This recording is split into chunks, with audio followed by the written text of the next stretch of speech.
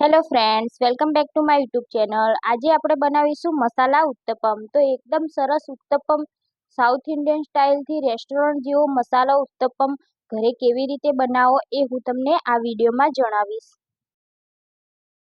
તો અહીંયા આપણે એકદમ ટેસ્ટી સાઉથ ઇન્ડિયન મસાલો બનાવીશું અને મસાલા ઉત્તપમને નારિયેળની ચટણી સાથે સર્વ કરીશું.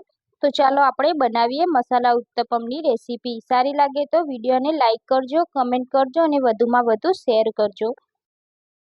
તો સૌથી પહેલા આપણે મસાલા ઉત્તપમ માટે સાઉથ ઇન્ડિયન સ્ટાઇલ મસાલો બનાવીશું. તો મેં અહીંયા એક પેનમાં 3 ચમચી તેલ લીધું છે. તો તેલ ગરમ થાય એટલે આપણે 1 ચમચી જેટલી અડદની દાળ નાખીશું અને અડદની દાળને આપણે ગોલ્ડન બ્રાઉન થાય ત્યાં સુધી આપણે તેલમાં સોતે કરીશું અને 1 ચમચી આપણે રાઈ નાખીશું. હવે આપણે રાઈને એકદમ ફૂટવા દેવાની છે. આ મસાલામાં દાળ અને રાઈનો ટેસ્ટ ખૂબ જ સરસ લાગે છે, એટલે રાઈને બહુ જ સારી રીતે આપણે ફૂટવા દેવાની છે. રાઈ આપણી એકદમ સારી રીતે ફૂટી જાય એટલે આપણે આમાં અડધી ચમચી જેટલી હિંગ એડ કરીશું અને થોડાક એવા મીઠા લીમડાના પાન એડ કરીશું. આ પાન એડ કરવાથી મસાલાનો ખૂબ જ સારો ટેસ્ટ આવે છે. અહીંયા મેં ઝીણું સમારેલું આદું એડ કર્યું છે અને થોડાક એવા નાના ટુકડા કરેલા મરચાં એડ કર્યા છે. તો તેલમાં આપણે આ બધું સારી રીતે સોતે કરી લઈશું. તો તમે મસાલા ઢોસા બનાવતા હોય તો ઢોસાનો પણ આ જ રીતે મસાલો બનાવી શકો છો. હવે આપણે અહીંયા ઝીણી સમારેલી ડુંગળી એડ કરીશું. જો તમે ડુંગળી ના ખાતા હોય તો ડુંગળીને સ્કીપ કરી શકો છો. તો આપણે અહીંયા ડુંગળીને ગોલ્ડન બ્રાઉન થાય ત્યાં સુધી આપણે તેને સોતે કરી લેવાની છે. તો અહીંયા આપણી 1 જ મિનિટમાં ડુંગળી એકદમ સોતે થઈ ગઈ છે. અહીંયા આપણે અડધી ચમચી હળદર એડ કરીશું અને સ્વાદ મુજબ આપણે મીઠું એડ કરીશું. હવે આપણે આને સારી રીતે મિક્સ કરી લઈશું. તો હળદરને આ રીતે તેલમાં જ એડ કરી દેવાની, જેથી આપણા મસાલામાં હળદરનો સારો એવો ફ્લેવર આવે. તો હવે આપણે બટેકા બાફેલા એડ કરીશું. તો મેં અહીંયા 2 બટેકાને બાફીને નાના એવા ચોપ કરી લીધા છે. તો અહીંયા આપણે આ રીતે બટેકાને મેશ કરીને જ એડ કરીશું. તો હવે આપણે બધું સારી રીતે મિક્સ કરી લઈશું અને બટેકાને સારી એવી રીતે મેશ કરી લઈશું. તો અહીંયા આપણો મસાલો રેડી થઈ ગયો છે. તો હવે આપણે આને એકદમ ઠંડો કરવાનો છે. તો અહીંયા ગેસની ફ્લેમ બંધ કરી આપણે આ મસાલાને ઠંડો કરી લઈશું. તો અહીંયા આપણે બેટર બનાવીશું. તો મેં અહીંયા 500 ગ્રામ જેટલું ઈડલીનું બેટર લીધું છે. ઢોસા અને ઈડલીનું બેટર આવે છે એ જ લેવાનું છે. તો આ બેટર ઘરે કેવી રીતે બનાવવું એ મેં આગળ વિડીયોમાં જણાવેલું છે. જો તમારે લિંક જોઈતી હોય તો હું ડિસ્ક્રિપ્શનમાં આપી દઈશ. તો આ બેટર હજી આપણું જાડું છે. તો આપણે એમાં 3 ચમચી જેટલું પાણી એડ કરી આપણે બેટરને આ રીતનું પાતળું બનાવી લઈશું. આપણે બેટરને બહુ પાતળું નથી બનાવવાનું, આ રીતે જ રાખવાનું છે. તો અહીંયા આપણે પરફેક્ટ ઉત્તપમ બનાવવા માટે આપણે અહીંયા નોનસ્ટિક તવો લેવાનો છે. તો આ રીતે મેં નોનસ્ટિક તવો લીધો છે. એના ઉપર આપણે આ રીતે તેલને લગાવી દઈશું.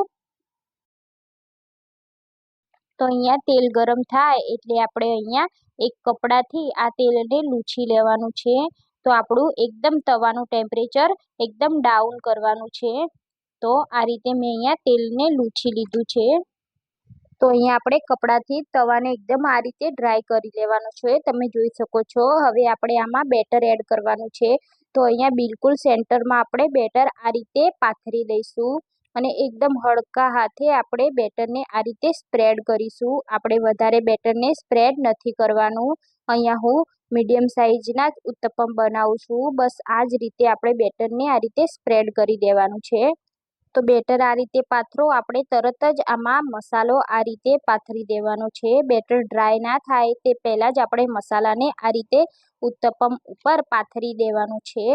તો અહીંયા મેં જે બટેકાનો મસાલો બનાવ્યો હતો તેને આ રીતે આપણે ઉત્તપમ ઉપર રાખી દઈશું. હવે આપણે આમાં ઝીણા સમારેલા ટામેટા અને ઝીણી સમારેલી ડુંગળી પણ અહીંયા આપણે આ રીતે એડ કરી દઈશું અને ઉપરથી આપણે થોડા કોથમીરના પાન પણ આ રીતે પાથરી દઈશું.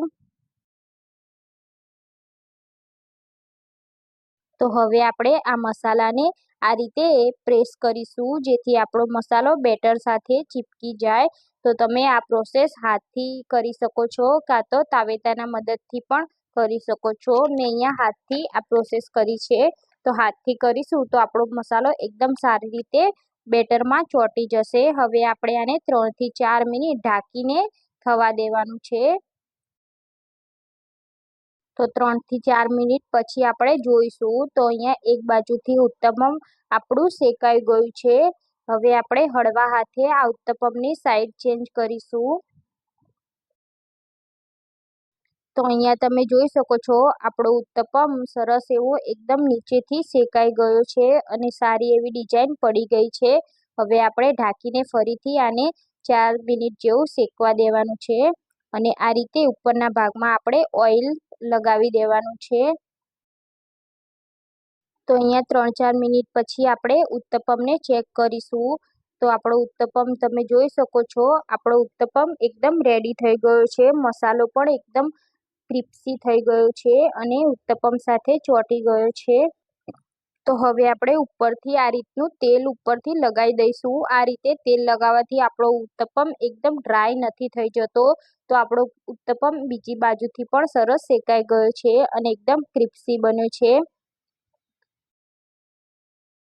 તો હવે આપણે આને એક ડીશમાં કાઢી લઈશું. એવી જ રીતે આપણે બીજો પણ ઉત્તપમ બનાવી લઈશું. તો બીજો ઉત્તપમ બનાવવા માટે આપણે ફરીથી તવાને આ રીતે ડ્રાય કરવાનો છે. તો તમે જેટલી પણ વાર ઉત્તપમ તવા પર રાખો એટલી વાર આપણે તવાને આ રીતે ડ્રાય કરતું જવાનું છે. તો હવે એ જ રીતે બેટર લઈ આપણે સેન્ટ્રલમાં બેટરને એડ કરી દઈશું અને હવે આ રીતે પણ તમે ઉત્તપમને પાથરી શકો છો. તો આ રીતે તવો આ રીતે હલાવી આપણે એકદમ સ્પ્રેડ કરી લઈશું ઉત્તપમને. તો સેમ એ જ રીતે આપણે આ ઉત્તપમ ઉપર પણ આ રીતે મસાલાને પાથરી દઈશું અને ડુંગળી, ટામેટા અને કોથમીરના પાન એડ કરી અને આ રીતે પ્રેસ કરીને ઉત્તપમને 4 મિનિટ જેવું આપણે શેકી લઈશું અને આપણો ઉત્તપમ રેડી થઈ ગયો છે. તમે જોઈ શકો છો. તો જ્યારે કોઈ મહેમાન આવે ત્યારે તમે ફટાફટ આ રીતે ઉત્તપમ બનાવીને સર્વ કરી શકો છો. તો આ રીતે તમે મસાલા ઉત્તપમ બનાવશો તો તમે બહારનો પણ ઉત્તપમને ભૂલી જશો. તો તમે પણ આ રીતે મસાલા ઉત્તપમ ઘરે બનાવીને જરૂરથી ટ્રાય કરજો અને તમારો ઉત્તપમ કેવો બને છે તે મને કમેન્ટમાં જરૂરથી જણાવજો. જો તમને મારી રેસીપી પસંદ આવતી હોય તો મારી ચેનલને સબસ્ક્રાઈબ ના કરી હોય તો ચેનલને સબસ્ક્રાઈબ કરી લેજો અને બાજુમાં આપેલા બેલ આઇકોન પર ક્લિક કરી લેજો જેથી આવનારી અવનવી રેસીપીના નોટિફિકેશન તમને મળી જાય. તો ફરી મળીએ નવી રેસીપી સાથે. જય શ્રી કૃષ્ણ.